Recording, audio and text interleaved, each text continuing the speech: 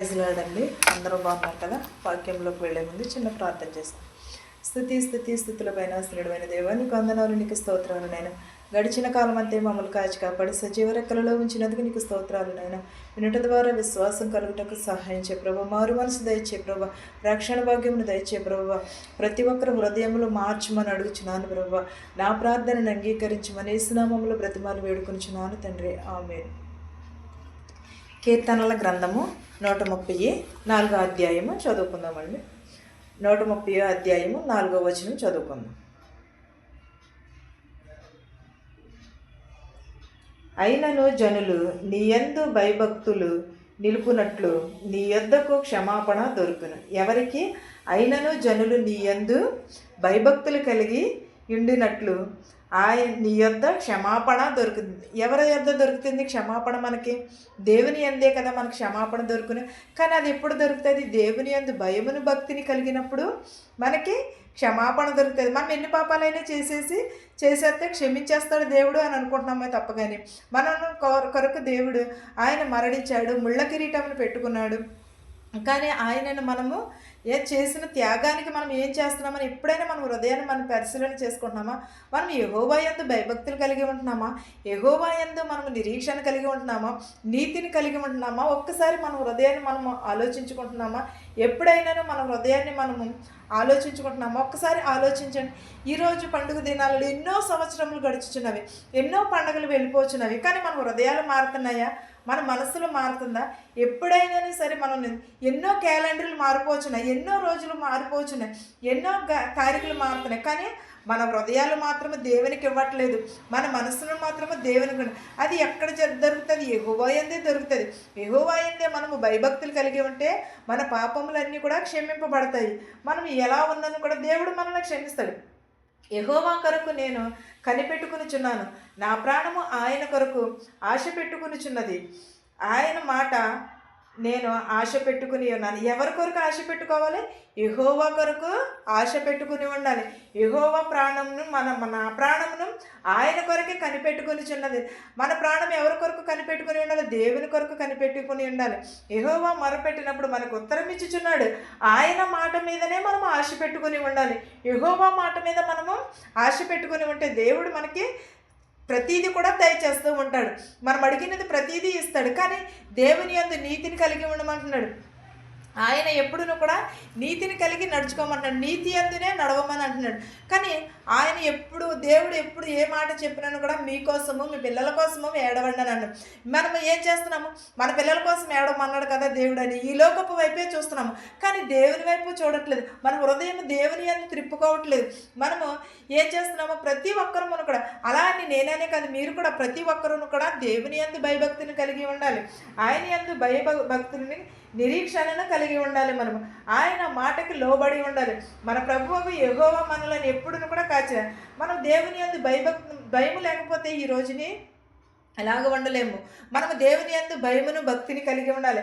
ఆయన మన పాపములను క్షమిస్తున్నాడు. కానీ మనము మన పాపములను క్షమించినప్పుడు యెహోవా కొరకు మనము కనిపెట్టుకుని ఉండాలి. యెహోవాకు మనకి మన హృదయమును ఇవ్వాలి. యెహోవా నందు మనము శక్తిని కలిగి ఉండాలి. ఆయన ఎప్పుడు కూడా మన ప్రాణమునకు సేద తీర్చుచున్నాడు. ఎవరి కొరకు కనిపెట్టుకుని ఉండాలి? మన ప్రాణము దేవుని కొరకే కనిపెట్టుకుని ఉండాలి. దేవుని యందునే భయమును భక్తిని కలిగి ఉండాలి. దేవుని యందే మనము నిరీక్షణ కలిగి ఉండాలి. యోబు ఏం చేశాడు? చాలా నిరీక్షణ కలిగి ఉన్నాడు. మనం ఎప్పుడు కూడా యోబుని దర్శించుకోవాలి. ఎందుకంటే యోబుకు వచ్చిన కష్టం ఎవరికి కూడా రాలేదు. యోబు వల్ల ఎవరిని కూడా లేరు బైబిల్లోని. అన్నీ ఇచ్చిన దేవుడు అన్నీ తీసుకుపోయాడని చెప్పాడు. అదే మనమైతే ఏం చేస్తాము? ఒక్కసారి ఆలోచించుకుంటున్నారా? ఎప్పుడైనా ఆలోచించారా? అన్ని కష్టాలు మనకు వస్తాయి. అన్ని కష్టాలు నాకే ఇచ్చావా దేవుడా? ఎందుకని ఇచ్చాను? కష్టాలు మనుషులకు కాకపోతే మానులకు వస్తాయా? తట్టుకొని నిలబడాలి. కష్టం వచ్చినప్పుడు మనం ఎప్పుడైతే తట్టుకొని నిలబడతామో అప్పుడే దేవుడు మన యందు నిలిచి ఉంటాడు. ఆయన యందు మన యందు ఆయనను కూడా నిలిచి ఉంటాడు. నిత్యమును కూడా యెహోవా యందు మనం ఏమి కలిగి ఉండాలంటే భయభక్తిని కలిగి ఉండాలి, నిరీక్షణ కలిగి ఉండాలి, ఓపికను కలిగి ఉండాలి. మనం పట్టుదలతో ప్రార్థన చేయాలి. ప్రార్థన ఎలా చేయాలి? పట్టుదలతో ప్రార్థన చేయాలి. పట్టుదలతో ప్రార్థన చేస్తే మనకి సమస్తమును కూడా సాధ్యమవుతుంది. ప్రకటన గ్రంథము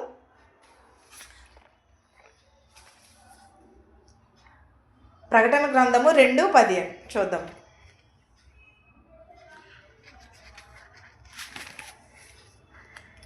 ఇదిగో మీరు బోధింపబడినట్లు అపవాది మీలో కొందరిని చెరలో వేయింపబోచున్నాడు. 10 దినములు శ్రమ కలుగునను మరణం వరకు నమ్మకముగా నుండుము, నేను నీకు జీవ కిరీటం ఇచ్చేదను. ఏమంటున్నాడు దేవుడు? ఇదిగో మీరు బోధింపబడినట్లు అపవాది మీలో కొందరిని ఏం చేయుచున్నది? కొందరిని చెరలోని వేయింపబోచున్నది. 10 దినములైనను సరే, శ్రమ కలిగినను సరే. దానియేలు సింహపు బోళ్ళలో వేసినప్పుడు ఏమని ప్రార్థించాడు? ప్రభువా, నాకు ఈ సింహపు బోనులో నుంచి నన్ను తప్పించమని ప్రార్థన చేశాడు. సింహములు ఏమన్నా చేస్తున్నాయా? దానియేలు ప్రార్థించగా సింహములన్నీ కూడా వెనక్కి వెళ్ళిపోయినాయి. అదే మనం తిరిగి రాగలదుమా? తిరిగి రాలేం కదా. కానీ దేవుడు దానియేలు ప్రార్థన ఆలకించాడు. అలాగే మన ప్రార్థన కూడా ఆలకిస్తాడు. శ్రమ కలిగినను సరే, శోధన కలిగినను సరే, చెరలో నుండి దేవుడు దానియేలుని విడిపించినప్పుడు మనల్ని కూడా విడిపించిన, మోషేని నడిపించినప్పుడు, ఇశ్రాయేలు దేశం మోషేని నడిపించినప్పుడు మనల్ని కూడా నడిపించడంటారా? కానీ ఏమని అంటున్నాడు దేవుడు ఇక్కడ? శ్రమ కలిగినను మరణము వరకు నమ్మకముగా ఉండమని అంటున్నాడు. అంటే మనం నమ్మకమును కోల్పోతున్నామనే కదా. మరణము వరకు దేవుడు నమ్మకం కలిగి ఉండి అప్పుడు మీకు జీవ కిరీటముని ఇచ్చేదని అంటున్నాడు. జీవ కిరీటం ఎప్పుడు వస్తుంది? మనం దేవుని యందు నమ్మువానికి సమస్తమును సాధ్యమే, నమ్మనన్న వారికి మరణశిక్ష విధింపబడును అని అంటున్నాడు. కానీ మరణము వరకు కూడా నమ్మకముగానే ఉండమని అంటున్నాడు. కానీ నమ్మకముగా ఉన్న ఎడల మీకు జీవ కిరీటం ఇచ్చేదను నేను. జీవ కిరీటం కావాలంటే దేవుని యందు నమ్మకమును కలిగి ఉండాలి. ఈ రోజుల్లో మనుషులే ఉన్నంత నమ్మకము దేవుని మీద నమ్మకం లేదు. ఎప్పుడో చేసే నమ్మకము ఇప్పుడు ఎందుకులే అని అనుకుంటున్నారు. నాకు ఈవేళ ఈ శోధన వచ్చింది, అది దేవుని వల్లనే వచ్చిందని అనుకుంటున్నారు. నేను ఈ రోజున ఇలా ఉన్నాను, అది దేవుడు నాకే పెట్టాడు శ్రమలు, నన్నే దేవుడు శోధిస్తున్నాడు. కానీ శ్రమ వెనకాల మంచి అద్భుతములు ఉంటాయి. మనం ఒకటి బంగారమును తీసుకున్నాం అనుకో, ఒక బంగారం కానీ వెండి కానీ ముద్దను తీసుకున్నాం అనుకో, ఆ ముద్ద అలాగే తయారైపోదు కదా. దాని సుత్తితో అనేకమైన దెబ్బలు కొట్టి అనేకముగా తయారు చేస్తేనే ఒక ఆకారం వస్తూ ఉంటుంది. అలాగే మనము కూడా మనకు శ్రమలు వస్తూ ఉంటాయి, శోధనలు వస్తూ ఉంటాయి. కానీ అవన్నీ విడిచిపెట్టి దేవుని పరిశుద్ధ గ్రంథమును చేతబుచ్చుకున్నప్పుడే మనకి నిరీక్షణ కలిగి ఉంటుంది. అప్పుడు దేవుడు మనకి ఏమిస్తానంటున్నాడు? శ్రమలన్నీ జయించిన తర్వాత మనకి జీవ కిరీటముని ఇస్తానని అంటున్నాడు. మనం జీవ కిరీటం కావాలంటే శ్రమలన్నీ కూడా జయించాలి. మనం వెళ్ళే దారిలో ముళ్ళుంటాయి, రాళ్ళుంటాయి, గుట్టలుంటాయి. ఇవన్నీ కూడా తప్పించుకుని మనం వెళ్ళవలసిన గమ్య స్థానానికి మనం చేరుతాం. అలాగే దేవుని వాక్యమును కూడా అంతే కదా, దేవుడు కూడా అంతే కదా. ఎన్నో శ్రమలు వస్తూ ఉంటాయి, అవన్నీ కూడా జయించుకుని వెళ్ళమని అంటున్నాడు.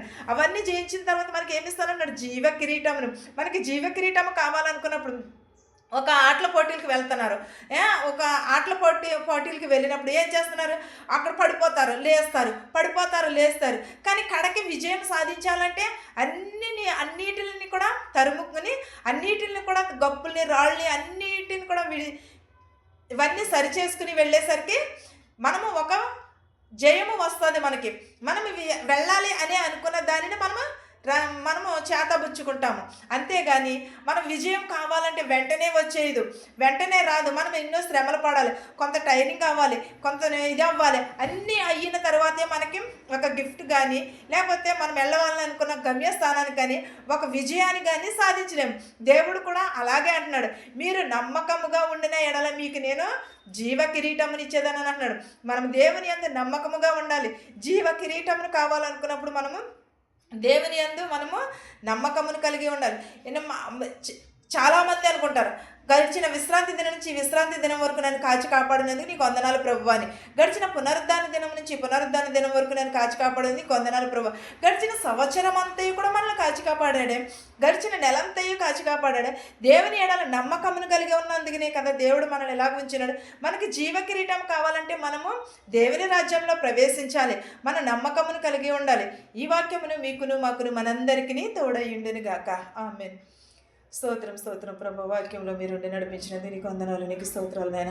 ప్రతి ఒక్క కుటుంబాన్ని దీవించి ఆశీర్వదించి ప్రభు ఎవరెవరైతే ఏ చేతి పనులైతే చేస్తున్నారు వారి చేతి పనులను దీవించి ఆశీర్వదించమని అడుగుచున్నాను తండ్రి. ఆమేన్.